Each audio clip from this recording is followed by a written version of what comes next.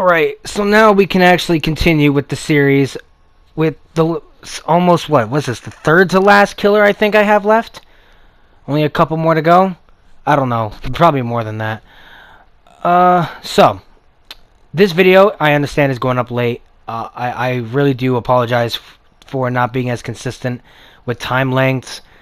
Some of you who know where I'm at right now, you understand why it's such a difficult thing for me to edit and record and all that shit. But we're here. As I mentioned last Thursday in the Huntress video, we are going to be covering Dead by Daylight's cover boy, the man who is on the posters and faces of everything that is Dead by Daylight, Evan McMillan, aka the Trapper.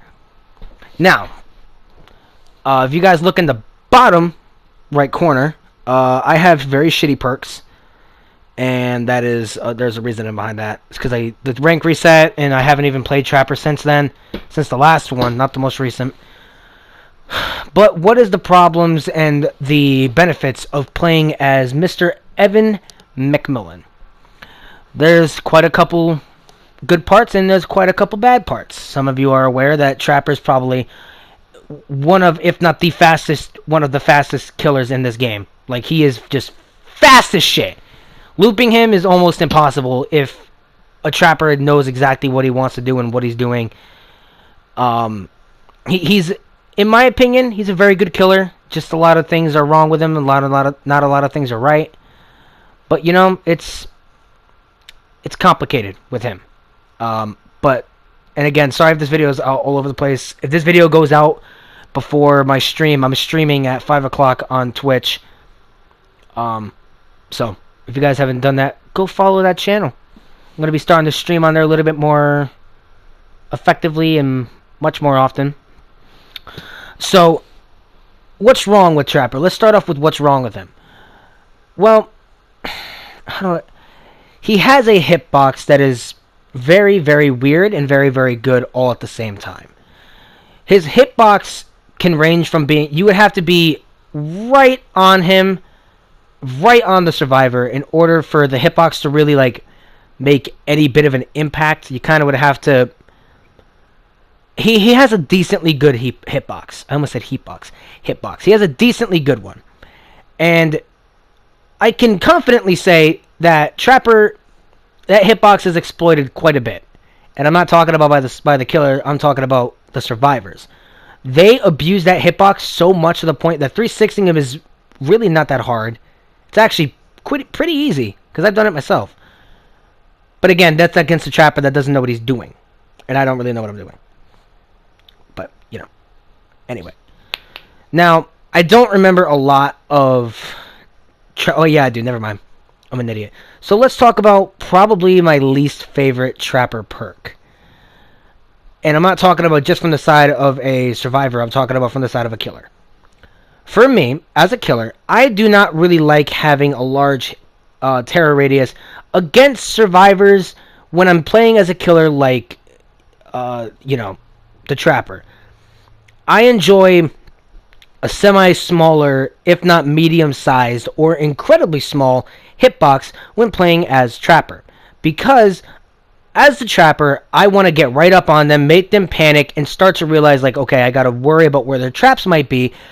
But as a survivor who is healthy, it's really hard, or actually it's really easy to say to yourself, okay, I don't want to go here, here, here, or here. I don't want to go to the killer shack because he probably loaded that up, and it's this whole ordeal that survivors figure out. I don't want to go to the killer shack because there's no doubt in my mind that he ended up trapping that. I don't want to go over windows. So, Unnerving Presence, which is the perk that makes his terror radius, I think it's slightly bigger, or if it's... No. If... For Trapper, Unnerving Presence, I'm remembering off the top of my head, Unnerving Presence makes anybody who's within the terror radius, their skill check zones are smaller.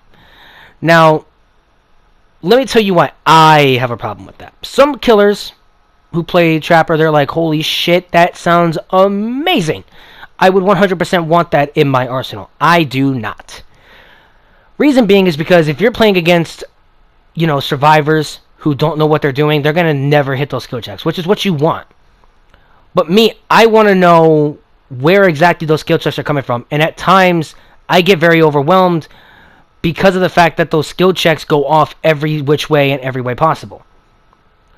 And it's just very confusing for me to keep up with all of them. But if I had to say my favorite perk out of the Trapper, definitely Agitation, which basically just lets you move when you have a survivor on your arm or on your shoulder. You just move a little bit faster, especially when it's at full tier. Oh my, you move about as fast as you walk, defaultly as Trapper. But Unnerving Presence, it's an okay perk. It's not my favorite perk, but it's not my worst. My least favorite. The worst perk and my least favorite perk out of the Trapper's entire arsenal is Brutal Strength. Because I like to ignore pallets. Now, this is not me saying that I like playing the nurse, because I cannot play the nurse. But I do like to ignore pallets the majority of the time. You know, I don't like to just be like, oh, there's a pallet. I'm going to just kick the shit out of it, unless I absolutely have to hit that pallet. And with that being said, that's all the things that are wrong with him. Other than, you know, you spend a good amount of the time when you first play the game and when you spawn in, you want to put traps down and you want to start doing this and doing that. It's not fun for anybody involved because you're forcing yourself to make yourself stall the game a little bit longer because you have to worry about where you're going to be putting traps and where's the best part to think before the survivor, and you have to think about where they're going to go without even reading the survivor's movements. You know, it's sometimes what I'll like to do is I'll put traps after I hook the first survivor just so I can get right into the chase. But again, that's just me. And this is going to be another one of those like short videos, kind of like the Myers one. If I had to say Trapper's greatest point is definitely his speed. Trapper he's a fast ass fuckboy. Like, he's fast as hell.